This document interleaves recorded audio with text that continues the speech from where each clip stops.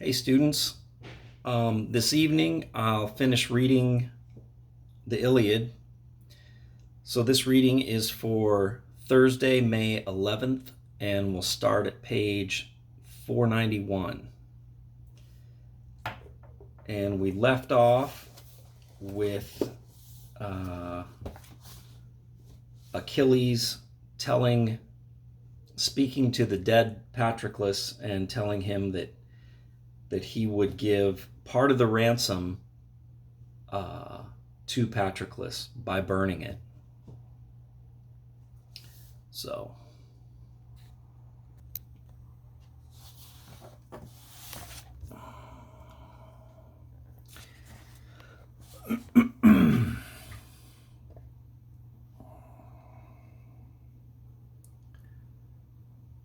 so spoke great Achilles, and went back into the shelter, and sat down on the elaborate couch from which he had risen, against the inward wall, and now spoke his word to Priam. Your son is given back to you, aged sir, as you asked it. He lies on a bier. A bier is like a platform that you can put a dead body on and carry it around.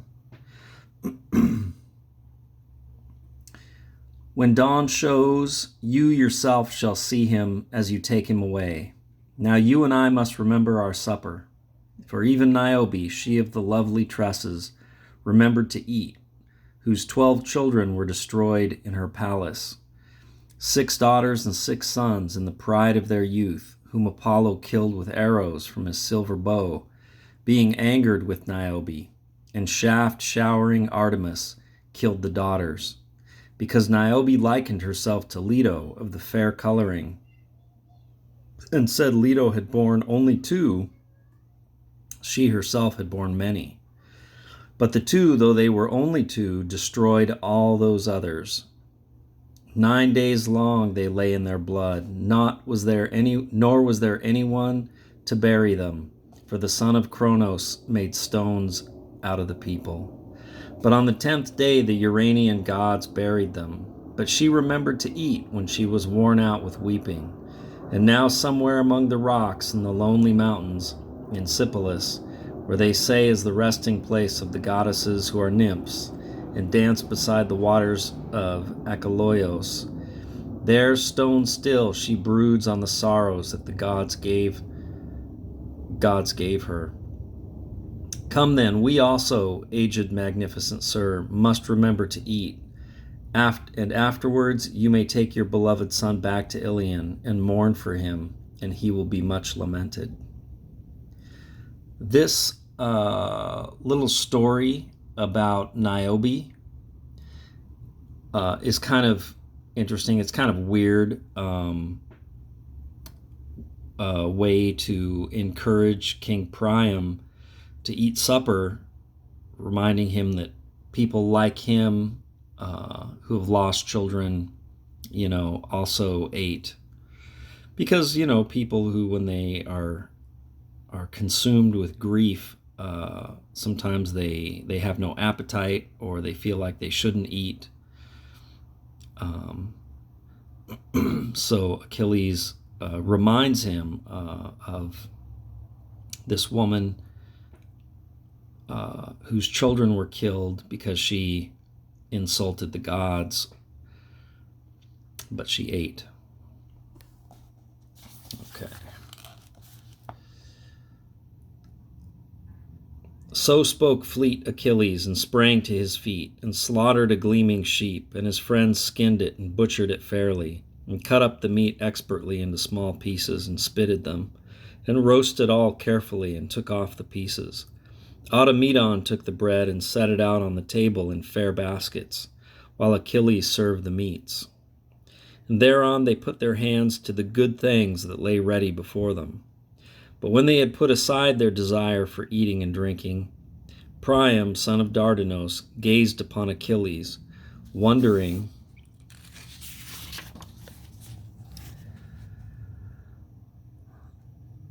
at his size and beauty, for he seemed like an outright vision of gods. Achilles, in turn, gazed on Dardanian Priam and wondered as he saw his brave looks and listened to him talking. But when they had taken their fill of gazing one on the other, first of the two to speak was the aged man, Priam the godlike.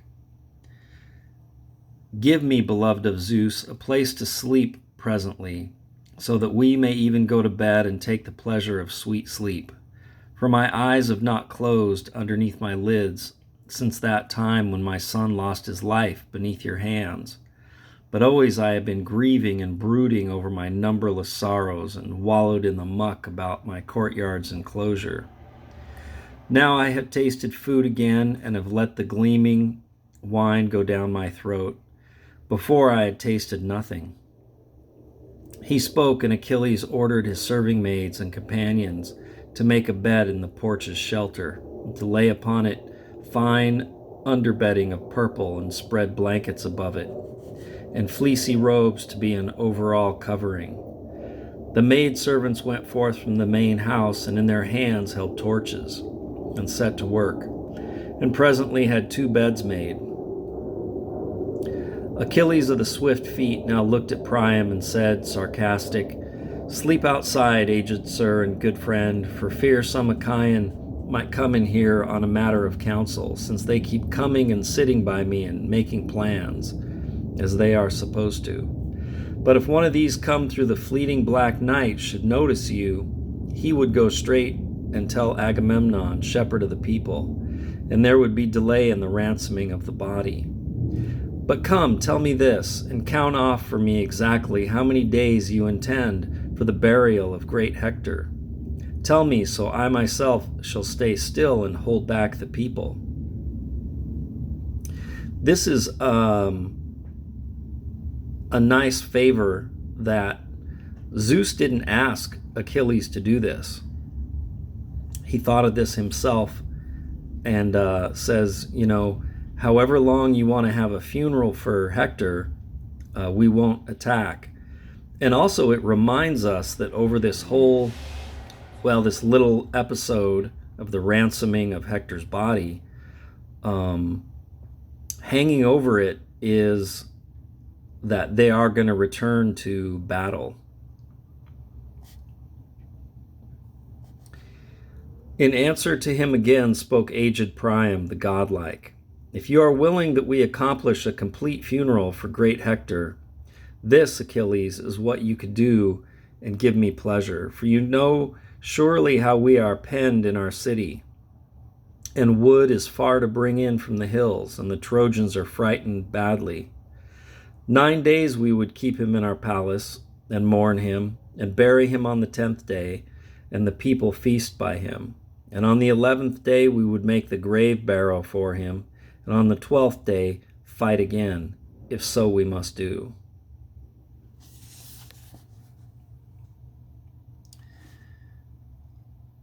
Then in turn, swift-footed, brilliant Achilles answered him, "Then all this, aged Priam, shall be done as you ask it. I will hold off our attack for as much time as you bid me." So he spoke, and took the aged king by the right hand at the wrist, so that his heart might have no fear. Then these two, Priam and the herald, who were both men of close counsel, slept in the place outside the house, in the porch's shelter. But Achilles slept in the inward corner of the strong-built shelter, and at his side lay Briseis of the fair coloring. Now the rest of the gods and men who were lords of chariots slept night long, with the easy bondage of slumber upon them. Only sleep had not caught Hermes, the kind god, who pondered now in his heart the problem of how to escort King Priam from the ships and not be seen by the devoted gate wardens. He stood above his head and spoke a word to him, saying, "Aged sir, you can have no thought of evil from the way you sleep. Still among your enemies now Achilles has left you unharmed. You have ransomed now your dear son and given much for him.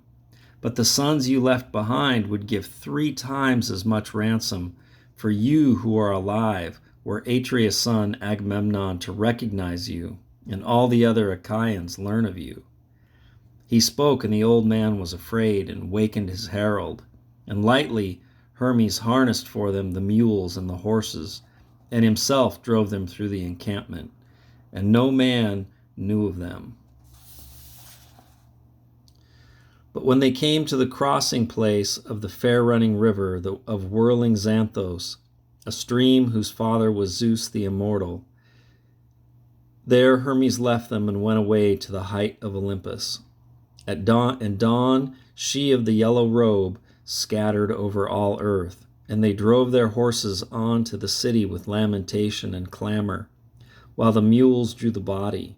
Nor was any other aware of them at the first, no man, no fair-girdled woman, only Cassandra, a girl like Aphrodite the golden, who had gone up to the height of the Pergamos. She saw her dear father standing in the chariot, his herald and crier with him. She saw Hector drawn by the mules on a litter. She cried out then in sorrow and spoke to the entire city.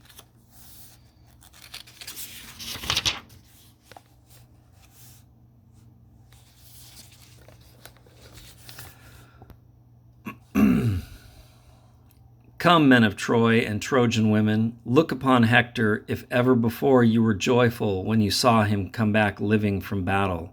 For he was a great joy to his city and all his people. She spoke, and there was no man left there in all the city, nor woman, but all were held in sorrow, passing endurance.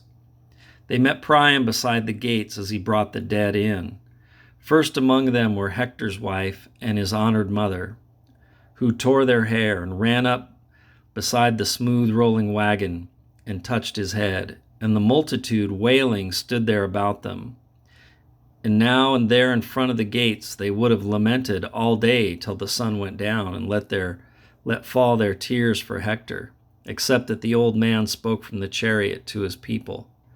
Give me way to get through with my mules, then afterwards you may sate yourselves with mourning, when I have him inside the palace.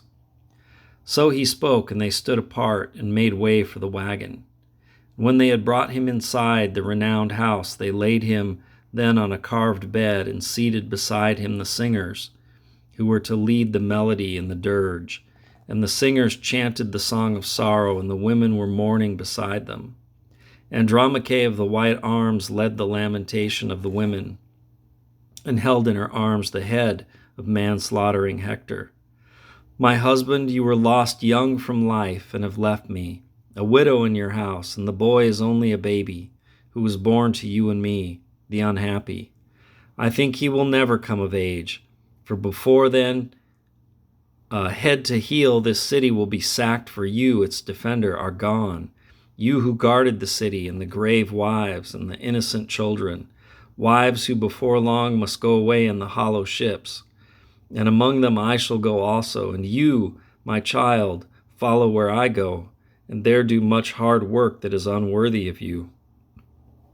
Drudgery for a hard master, or else some Achaean will take you by the hand and hurl you from the tower into horrible death, in anger because Hector once killed his brother, or his father, or his son. There were so many Achaeans whose teeth bit the vast earth, beaten down by the hands of Hector. Your father was no merciful man in the horror of battle.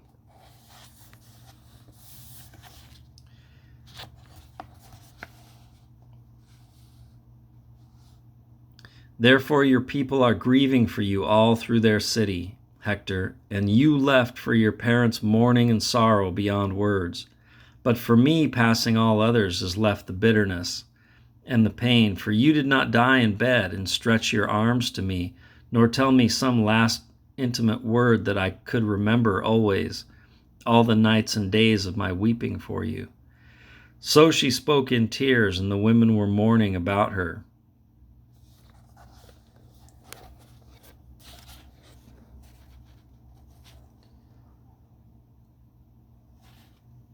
Now Hecabe let out the thronging chant of their sorrow. Hector, of all my sons, the dearest by far to my spirit. While you still lived for me, you were dear to the gods, and even in the stage of death they cared about you still. There were others of my sons whom at times swift-footed Achilles captured, and he would sell them as slaves far across the unresting salt water, into Samos and Imbros and Lemnos in the gloom of the mists. You, when he had taken your life with the thin edge of the bronze sword, he dragged again and again around his beloved companion's tomb, Patroclus, whom you killed, but even so did not bring him back to life. Now you lie in the palace, handsome and fresh with dew, in the likeness of one whom he of the silver bow, Apollo, has attacked and killed with his gentle arrows. So she spoke in tears and wakened the endless morning. Third and last, Helen led the song of sorrow among them. Hector, of all my lord's brothers, dearest by far to my spirit, my husband is Alexandros, like an immortal, who brought me here to Troy, and I should have died before I came with him. And here now is the 20th year upon me since I came from the palace where I was forsaking the land of my fathers. In this time I have never heard a harsh saying from you, nor an insult. No, but when one of my lord's brothers or sisters, a fair-robed wife of some brother, would say a harsh word to me in the palace, or my lord's mother, but his father was gentle always, a father indeed, then you would speak and put them off and restrain them by your own gentleness of heart and your gentle words. Therefore I mourn for you in sorrow of heart, and mourn myself also in my ill luck. There was no other in all the wide Troad who was kind to me, and my friend, all others shrank when they saw me. So this is Helen, Paris's wife, who he abducted, that started this whole thing, this whole story. And she is sad that Hector is gone, because only he, and it looks like his father, King Priam, they were the only ones nice to her. She was a foreigner, a foreign woman that that Paris abducted and brought into their home. And so it was probably hard for her. They were mean to her and said insulting things and mean things, and Hector would kind of protect her.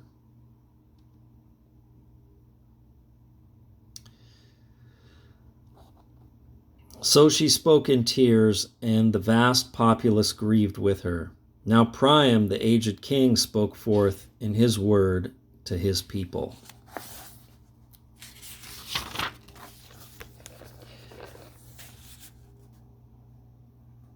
And it looks like this is the last page.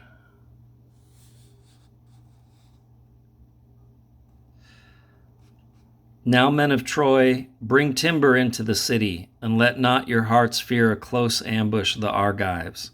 Achilles promised me, as he sent me on my way from the black ships, that none should do us injury until the 12th dawn comes. He spoke, and they harnessed to the wagons their mules and their oxen, and presently were gathered in front of the city. 9 days they spent bringing in an endless supply of timber. But when the 10th dawn had shone forth with her light upon mortals, they carried out bold Hector, weeping, and set the body aloft a towering pyre for burning. A pyre is a big pile of wood that they would cremate a body on. And they set fire to it. But when the young dawn showed again with her rosy fingers, the people gathered around the pyre of illustrious Hector. But when all were gathered to one place and assembled together, first with gleaming wine they put out the pyre that was burning, all where the fury of the fire still was in force. And thereafter the brothers and companions of Hector gathered the white bones up, mourning as the tears swelled and ran down their cheeks. Then they laid what they had gathered up in a golden casket and wrapped this about with soft robes of purple, and presently put it away in the hollow of the grave, and over it piled huge stones laid close together. Lightly and quickly they piled up the grave barrow, and on all sides were set watchmen, for fear the strong grieved Achaeans might too soon set upon them. They piled up the grave barrow and went away, and thereafter assembled in a fair gathering and held a glorious feast within the house of Priam, king under God's hand. Such was their burial of Hektor, breaker of horses.